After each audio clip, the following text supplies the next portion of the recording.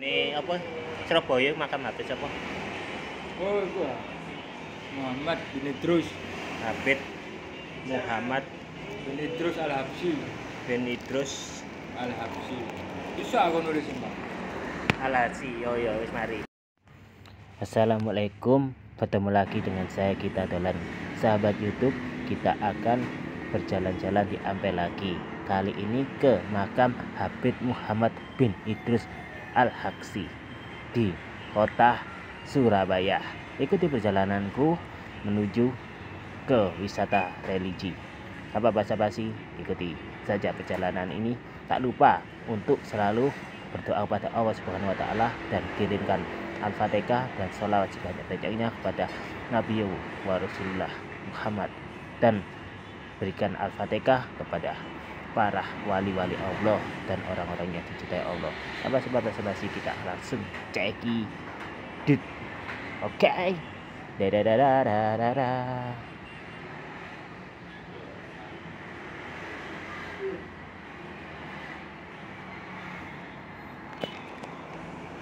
Assalamualaikum.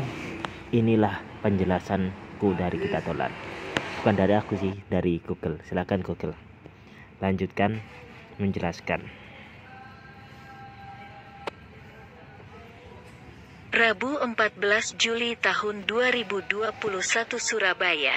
Kawasan religi Ampel Surabaya tak lengkap rasanya kalau belum berkunjung ke bangunan Cagar Kubalor. Bangun budaya-budaya makam Al-Habsyi Ampel Surabaya. Makam keluarga Al-Habsyi Ampel Surabaya adalah kompleks makan keluarga yang dibangun abad 18, seperti yang dikisahkan. Tuan Hasan Al-Habsyi sebagai turunan ketujuh generasi Al-Habsyi yang sudah berusia kurang lebih 72 tahun. Makam Al-Habsyi Ampel Surabaya memiliki gaya bangunan dan arsitektur yang indah. Bangunan makam bergaya seni perpaduan Arab dan Eropa terlihat jelas di ornamen-ornamennya. Ornamen makam Muhammad bin Idrus Al-Habsyi. Simbol bintang Daud, the David Star. Bintang Daud identik dengan simbol dari kaum Yahudi. Tetapi yang membuat saya merasa agak aneh ialah bangunan ini berada di pemukiman kaum Muslim yang berada di kawasan Ampel Denta. Apakah umat Yahudi dahulu hidup berdampingan dengan Islam di kawasan ini? Kemisteriusan simbol bintang Daud itu sangat mungkin bisa berkorelasi dengan huruf hijaiyah itu. Atau mungkin ini cuma hiasan penuh misteri. Ada tanda makam di batu nisan. Pemberian hadiah Ratu Wilhelmina dari Belanda pada tahun 1839 berbentuk mahkota Ratu Kerajaan Belanda. Keramik-keramik kuno dan batu nisan yang berusia ratusan tahun yang indah adalah saksi sejarah peradaban manusia kala itu, sehingga harus diamankan dari tangan-tangan yang tidak bertanggung jawab. Juga membuktikan hubungan baik dua negara. Batu nisan makam yang lainnya yang berada di dalam kompleks bangunan cagar budaya makam Al-Habsyi Ampel Surabaya tak kalah mewah juga indahnya. Habib Muhammad bin Idrus Al-Habsyi bermukim di Surabaya pada pertengahan abad ke-20 dulu. Beliau adalah seorang habib dan ulama besar di masanya, yang wafat di kota Surabaya pada malam Rabu 12 Rabiul Akhir 1337 H, 1917 M. Jenazahnya dimakamkan di pemakaman Ampel Kubalor, Kompleks Masjid Ampel, dekat dengan makam Sunan Boto Putih dan makam Wali Sunan Ampel, kota Surabaya. Habib Muhammad bin Idrus Al-Habsyi lebih dikenal sebagai ulama berwibawa dermawan, mencintai fakir miskin dan anak yatim. Itu sebabnya mendapatkan julukan sebagai bapak kaum fakir miskin dan anak yatim. Semasa hidupnya beliau senang berdakwah ke beberapa daerah. Dalam perjalanan dakwahnya, Ia tak pernah menginap di hotel melainkan bermalam di rumah salah seorang Habib. Hampir setiap hari, tamu yang bertandang ke rumahnya, ada juga yang di luar kota. Beliau selalu menyambut dengan senang hati dan ramah. Jika tamunya tidak mampu, ia selalu mempersilakannya menginap di rumahnya, bahkan memberinya ongkos pulang disertai hadiah untuk keluarganya. Beliau menyayangi sejumlah anak yatim yang ia perlakukan seperti anak sendiri. Karena itu mereka menganggap Habib Muhammad sebagai ayah kandung mereka sendiri. Tidak hanya memberi anak-anak tempat tinggal, pakaian dan makanan, setelah dewasa pun mereka dinikahkan.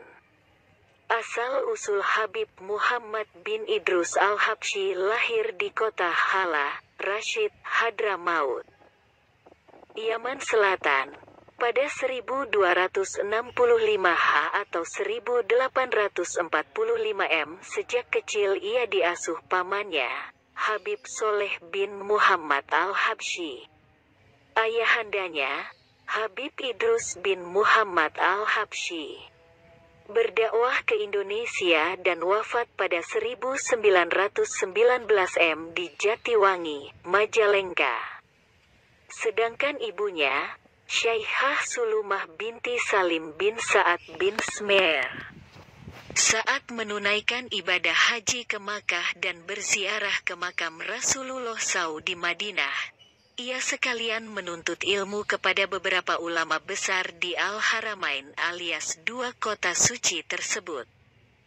Salah seorang di antara para ulama besar yang menjadi gurunya adalah Habib Husain bin Muhammad al-Habsyi. Seperti halnya para ulama yang lain, di masa mudanya Habib Muhammad juga rajin menuntut ilmu agama secara mendalam, hingga sangat memahami dan menguasainya sampai akar-akarnya. Beberapa ilmu agama yang ia kuasai, antara lain, tafsir, hadits dan fikih. Menurut Habib Ali bin Muhammad al-Habsyi, seorang ulama terkemuka, sesungguhnya orang-orang Hadramaut pergi ke Indonesia untuk bekerja dan mencari harta juga rempah-rempah.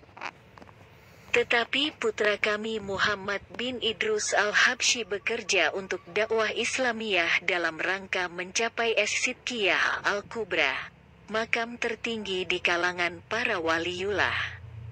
Menjelang wafatnya, beliau menyampaikan wasiat, "Aku wasiatkan kepada kalian agar selalu ingat kepada Allah SWT.